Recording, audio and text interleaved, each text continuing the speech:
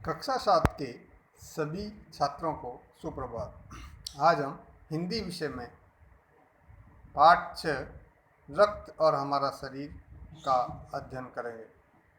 वैसे तो ये पाठ रक्त और हमारा शरीर विज्ञान से संबंधित है, परंतु हिंदी विषय में भी इस पाठ को दिया गया है, तो हम इस पाठ का अध्ययन करेंगे।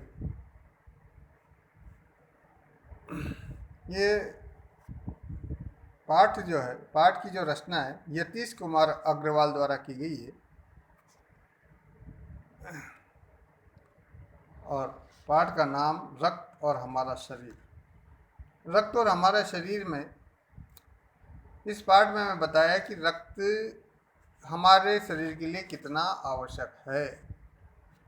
यदि हमारे शरीर में रक्त की कमी आ जाती है तो उससे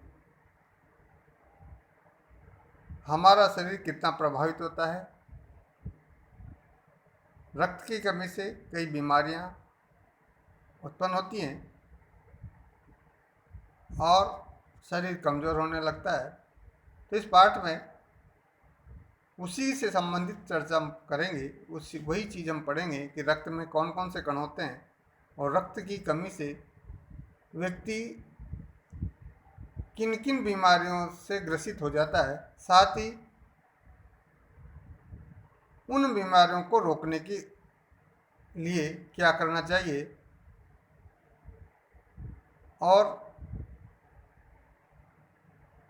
रक्तदान करना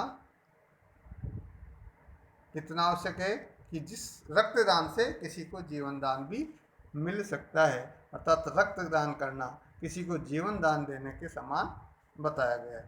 ऐसा इस पाठ के अंतर्गत हम अध्ययन करेंगे। आइए पढ़ते हैं पाठ रक्त और हमारा शरीर।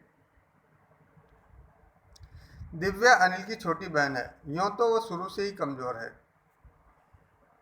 दिव्या कौन है? अनिल की छोटी बहन है। यूं तो शुरू से प्रारंभ से ही कमजोर है, लेकिन इधर कुछ दिनों से उसे हर समय थकान महसूस होती रहती है। अभी कुछ दिनों से उसे जो है थकान महसूस हो, हमेशा वो कहती थक जाती है, मन किसी काम में नहीं लगता।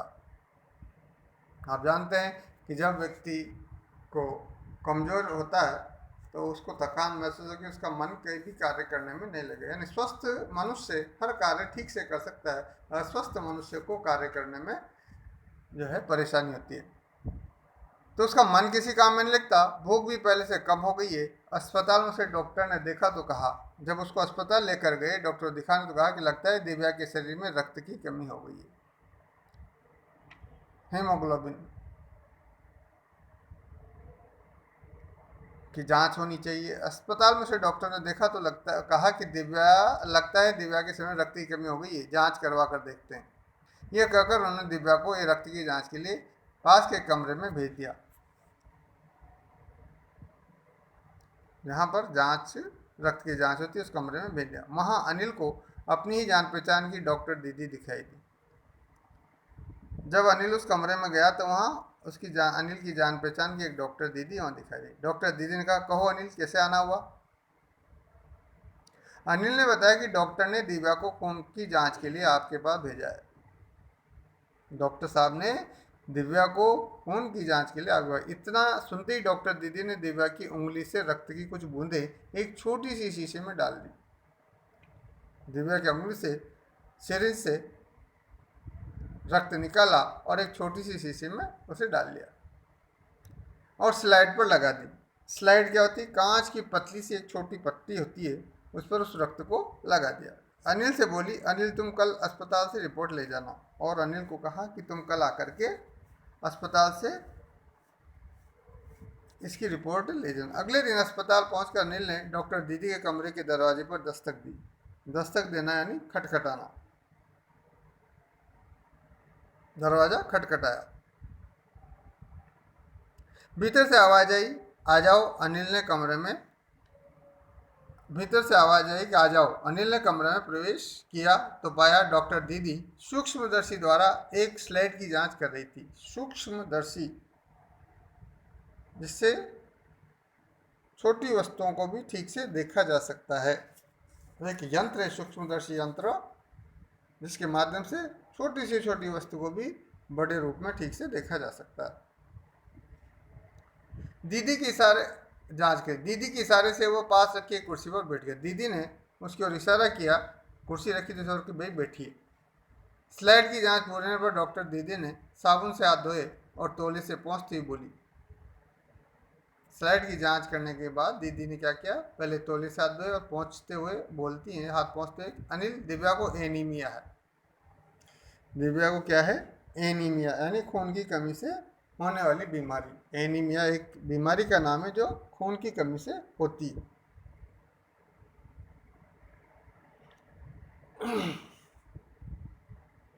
चिंता की बात नहीं है, कुछ दिन दवा लेगी तो ठीक हो जाएगी। साथ में भी कहा कि बीमारी तो है एनीमिया, परंतु इसमें चिंता करने जैसी कोई भी बात नहीं है, कुछ दिन दवा ले लेगी तो ठीक हो जाएगी। अनिल के मन में जिज्ञासा हुई, यानी जानने की इच्छा। जिज्ञासा, जिज्ञासा का मतलब है जानने की। अनिल के मन में जानने की इच्छा हुई। वो बोला, दीदी एक सवाल पूछूं? डॉक्टर दीदी से कहता है कि दीदी एक सवाल पूछूं? दीदी, हाँ हाँ क्यों नहीं, डॉक्टर दीदी ने कहा। डॉक्टर दीदी ने कहा, क्यों नहीं, पूछ सकते हो आप सवाल। एनीमिया से आपका क्या मतलब है दीदी? उसको जानने की इच्छा हो कि एनीमिया होता क्या है, इससे क्या मतलब है, अनिल ने पूछा। ये जानने के लिए तुम्हें रक्त के बारे में जानना होगा। डॉक्टर दीदी ने कहा कि एनीमिया के बारे में जानने के लिए तुम्हें पहले रक्त के बारे में जानना होगा। डॉक्टर दीदी ने कहा, फिर बोली, अनिल, देखने में रक्त लाल द्रव के समान दिखता है। वो बता रही हैं एनीमिया के, अनिल से कहती कि देखने में रक्त, खून लाल द्रव के समान होता है। द्रव पदार्थ यानी पिघला हुआ, किंतु इसे सूक्ष्मदर्शी द्वारा देखें तो ये भानुमति के पिटारे से कम नहीं है। भानुमति के पिटारे से कम। भानुमति का पिटारा कहते हैं हम आम भाषा में, उसमें बहुत सारी चीजें मिली हुई रहती हैं। मोटे तौर पर इसके दो भाग होते हैं।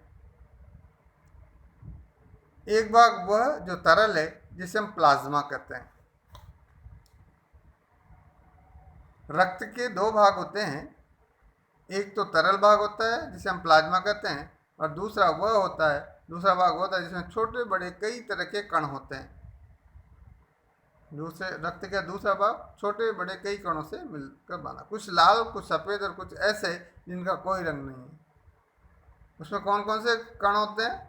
कुछ लाल कण होते हैं, कुछ सफ़ेद होते हैं, कुछ ऐसे कण होते हैं जिनका कोई रंग नहीं होता, जिन्हें बिंबाणु कहते हैं, यानी प्लेटलेट कण, बिंबाणु। ये कण प्लाज्मा में तैरते रहते हैं। इतना कहकर डॉक्टर दीदी ने सूक्ष्मदर्शी के नीचे एक स्लाइड लगाई, उसे फोकस किया और बोली, देखो अनिल, सूक्ष्मदर्शी द्वारा जो कण तुम्हें दिखाई दे रहे हैं, ये हैं लाल रक्त कण। जो कण तुम्हें दिखाई दे रहे हैं वो कौन से रक्त कण है? लाल रंग के रक्त कण। स्लाइड देख मानो आश्चर्य से उछल पड़ा अनिल। स्लाइड को देखकर अनिल मानो ऐसा आश्चर्य से उछल पड़ा। रक्त की एक बूंद में इतने सारे कण, रक्त की एक छोटी सी बूंद में इतने से सारे कण दिखाई दे, इसकी तो वो कल्पना भी नहीं कर सकता था कि रक्त की एक बूंद में इतने सारे कण हो सकते हैं। वो बोला, इन्हें देखकर तो ऐसा लग रहा है मानो बहुत सी छोटी छोटी बालूशाही रख दी गई हो। खाद्य पदार्थ है बालूशाही, तो उससे वो कह रहा है कि इन्हें देखकर तो मानो ऐसा लग रहा है कि जैसे छोटी छोटी बालूशाही रख दी गई हो। हाँ दीदी बोली, लाल कण बनावट में बालूशाही की तरह ही होते हैं। दीदी ने कहा कि हाँ, लाल कण जो होते हैं बनावट में बालूशाही की तरह होते हैं, गोल और दोनों तरफ अवतल यानी बीच में दबे हुए। वो कैसे होते हैं? गोल होते हैं और दोनों तरफ अवतल यानी बीच में दबे हुए होते हैं। रक्त अवतल होते हैं यानी दबे होना बीच में। रक्त की एक बूंद में इनकी संख्या लाखों में होती है। रक्त की एक बूंद में इन कणों की संख्या कितनी होती? लाखों में होती है। यदि हम 1 मिलीमीटर रक्त लें तो उसमें हमें 40 से 55 लाख कण मिलेंगे। यदि हम क्या करें, 1 मिलीमीटर रक्त लें तो उसमें हमें 40 से 55 लाख कण मिलेंगे। इनके कारण हमें रक्त लाल रंग नजर आता है। इनके कार्य में रक्त जो है लाल रंग का नजर आता है। ये कण शरीर के लिए दिन रात काम करते हैं। ये रक्त कण है जो हमारे शरीर के लिए दिन और रात कार्य करते हैं। सांस लेने पर साफ हवा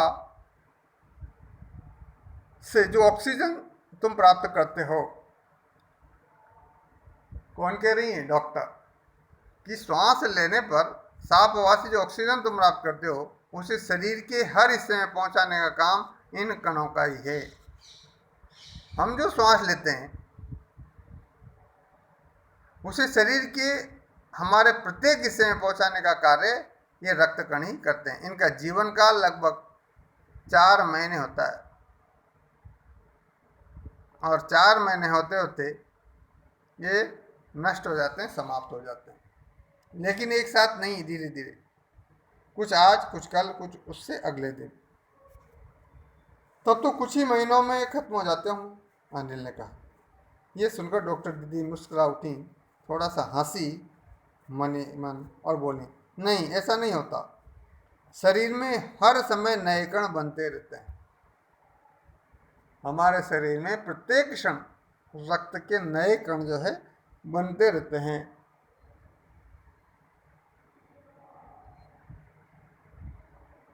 जो नष्ट कणों का स्थान ले लेते हैं।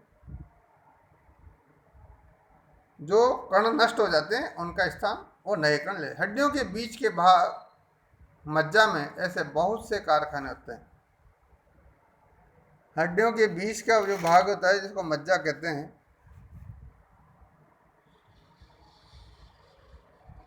ऐसे बहुत से कारखाने होते हैं जो रक्त कणों के निर्माण कार्य में लगे रहते हैं। इनके लिए इन कारखानों को प्रोटॉन, लौह तत्व और विटामिन रूपी कच्चे माल की जरूरत होती है। यह पौष्टिक आहार लेते ही हरी सब्जी, ये पौष्टिक आहार लेते हो?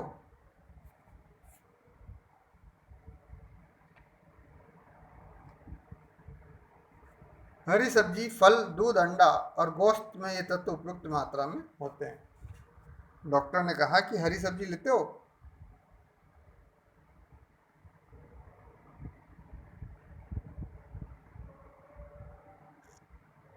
ये पौष्टिक आहार लेते हो? तो कहता है कि हरी सब्जी, फल, दूध, अंडा और गोश्त में तत्व गुण विद्यमान होते हैं।